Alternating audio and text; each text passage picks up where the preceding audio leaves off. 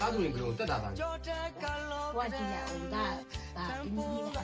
打不打路的， ဩကျွန်တော်မေဒီအရင်လေးမြန်မြန်ပြီးအောင်လုပ်နေတာဒါလေးပြီးတော့ဒီကောင်တောက်ချင်တဲ့အားမလို့ဝဲအောင်လုပ်ပါ တားရဲ့အဖေကိုအထင်မလွဲနဲ့